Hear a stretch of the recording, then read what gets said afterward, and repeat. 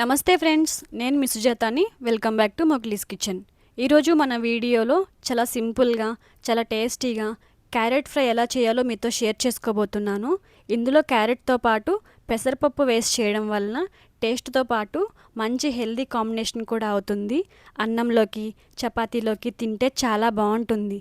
పిల్లలకి కానీ పెద్దవాళ్ళకి కానీ ఈ కూర చాలా ఈజీగా డైజెస్ట్ అవుతుంది. ఈ కూర చూడడానికి ఎంత కలర్ఫుల్గా ఉందో తినడానికి కూడా అంతే టేస్టీగా ఉంటుంది. ఇంట్లో అందరు ఇష్టంగా తినేలాగా ఈ కర్రీని ఎలా చేయాలో చూద్దాం రండి.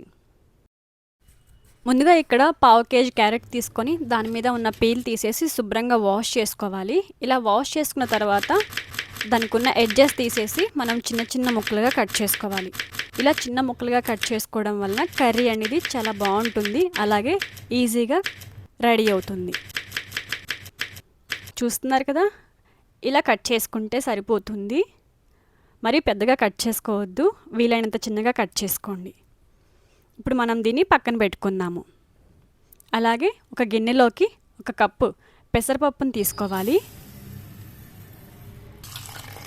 పెసరపప్పును తీసుకున్న తర్వాత వాటర్ పోసుకొని ఒక 10 to 15 మినిట్స్ మనం నానబెట్టుకోవాలి.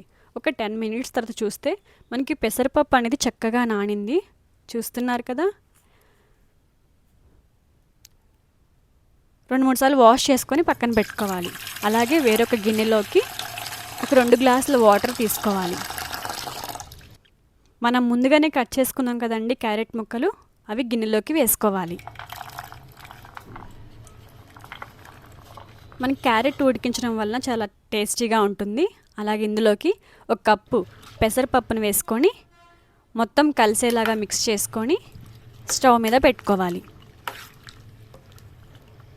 ఇలా ఉడికించుకొని చేసుకోవడం వలన క్యారెట్ అనేది ఈజీగా ఫ్రై అవుతుంది.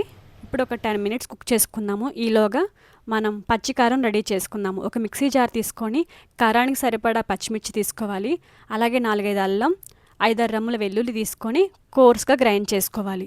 ఇక్కడ మరీ మెత్తగా పేస్ట్ లాగా చేసుకోవద్దు, ఇలా కోర్స్గా గ్రైండ్ చేసుకుంటే సరిపోతుంది. ఈలోగా క్యారెట్ ముక్కలు ఉడికాయో లేదో చూద్దాము.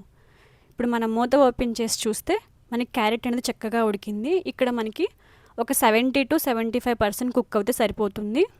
చూస్తున్నారు కదా, ఇలా ఉంటే సరిపోతుంది. ఇప్పుడు మనం ఒక స్ట్రైనర్లోకి తీసుకుందాము. అలాగే స్టవ్ ఆన్ చేసి ప్యాన్ పెట్టుకొని ఒక 2 టేబుల్ స్పూన్ ఆయిల్ వేసుకోవాలి.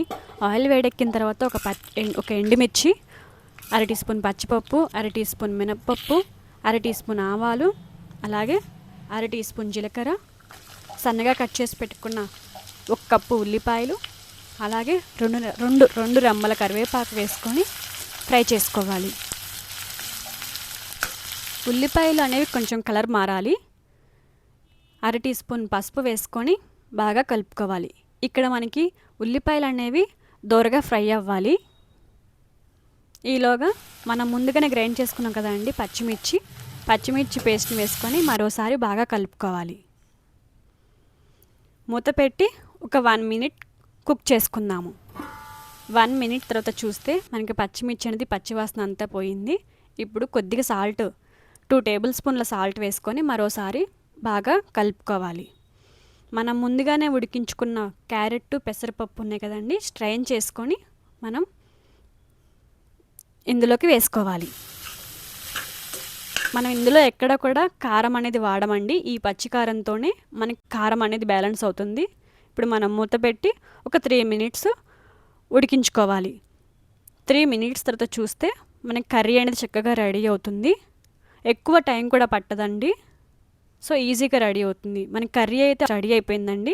ఇప్పుడు ఒక సర్వింగ్ బౌల్లోకి తీసుకుందాము. అంతే అండి, చాలా క్యారెట్ పెసరపప్పు కూర అయితే రెడీ అయింది. చాలా ఈజీగా, సింపుల్గా ఎవరైనా చేసుకోవచ్చు.